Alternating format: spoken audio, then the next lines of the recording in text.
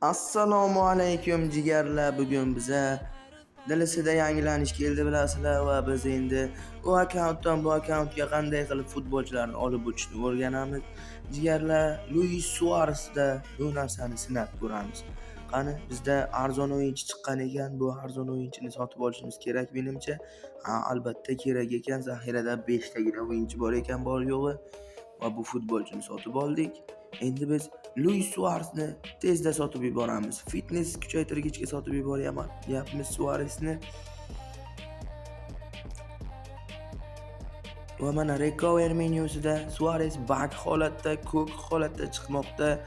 Astagina chiqamiz va biz bu Suaresni bir obunachimizga olib beryapmiz. Obunachimiz talab qilgan buni bizdan va mana kodini ham berishdi.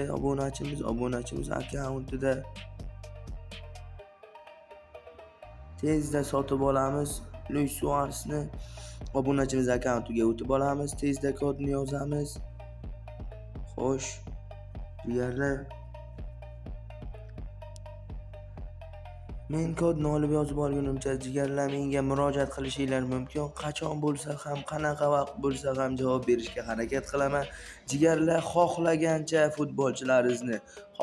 futbolchilaringizni DLC 20 dan boshlab любой futbolchilaringizni o'zimda borlarini 15 ming so'mdan sotyapman. Xohlaganlaringizni olishinglar mumkin. Xo'sh, mana obunachimiz akkauntiga o'tib oldik. U yerda olmos ko'p ekan, lekin futbolchilar oq ekan. Mayli. Xo'sh.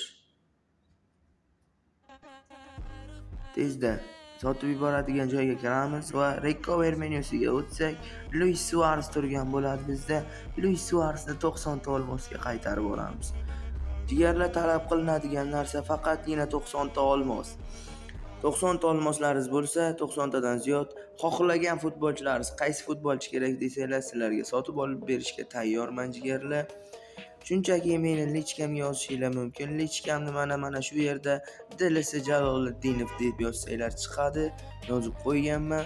Xuddi shunday qilib kuchukcha bilan yozinglar jigarlar. Yana sog' salomat bo'ling. Menga obuna bo'lib qo'yishni unutmang.